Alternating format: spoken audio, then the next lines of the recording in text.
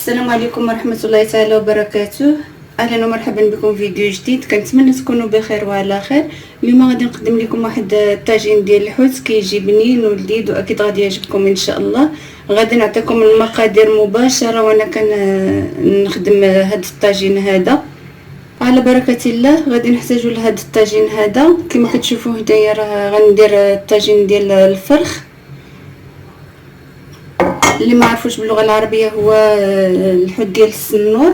اول حاجه بعدا غادي نشرملو هاد الحوت. غادي نديرو شويه ديال الملحه، الخرقوم، التحميره،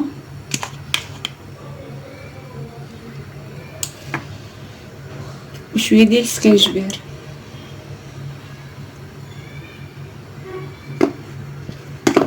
وشويه ديال البزار ما نكترش، بطبيعه الحال الزيت بلديه،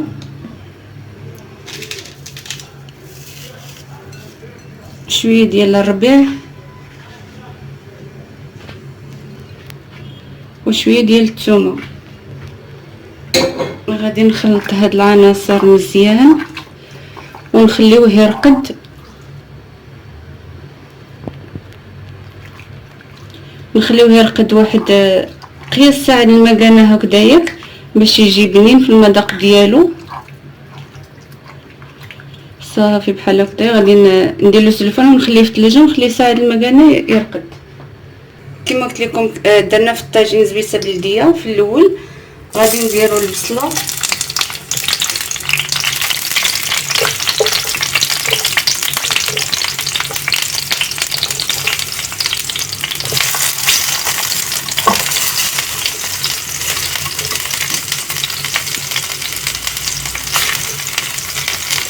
غادي ندير شويه الملحه،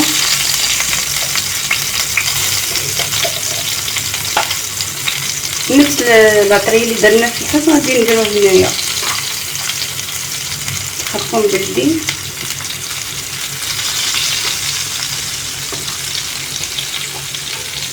وشويه ديال السكنجبير.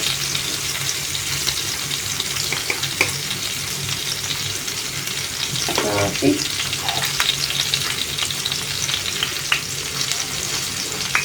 غادي نجيبو داك الحوت من بعد ما خليته كما قلت لكم ساعه ديال المكانه. غندير بعدا الثومه،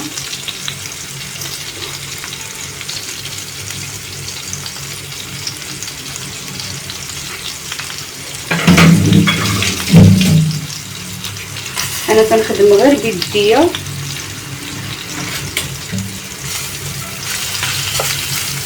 صافي هكايا.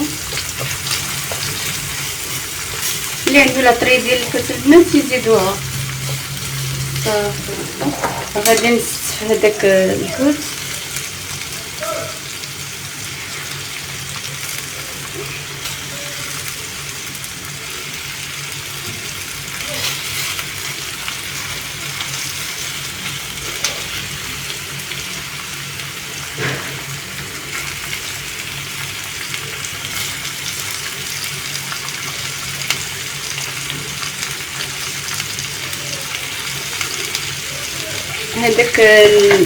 داك الخليط اللي شات لنا من الحوت غادي نزيد له واحد شويه د الماء وغادي نديرو في هاد البصله اللي شلتها بحال هكذايا.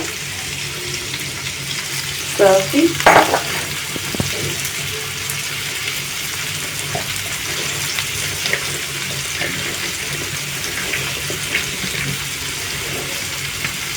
غادي نضيفها فوق هاد الحوت لان غادي نديرو هاد الحوت بالبصله والزبيب.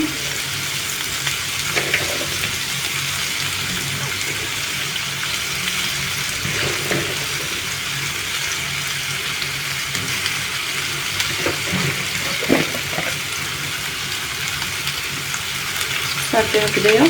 وغادي نجيب الزبيب اللي كنت غسلته ورقدته بشويه ديال الماء ونديرو الفوق. غادي ندير الزبيب كما قلت لكم في الوسط بحال هكذايا. كميه الزبيب كتبقى على حسب الرغبه.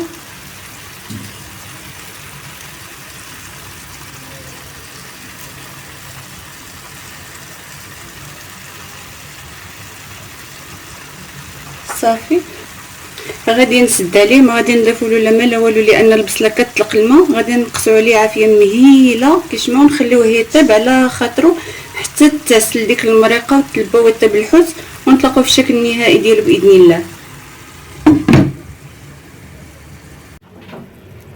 من بعد ما طاب الطاجين كما كتشوفوا كيجي غزال البنات وملبي ومعلك. ان شاء الله يعجبكم وينال رضاكم. الحوت الطيب راه ما كيشدش الوقت البنات بزاف. البصله كما كتشوفوا حتى هو راه ما كتاخذش مده طويله. شكرا لكم على حسن المشاهده، والى فيديو قادم باذن الله.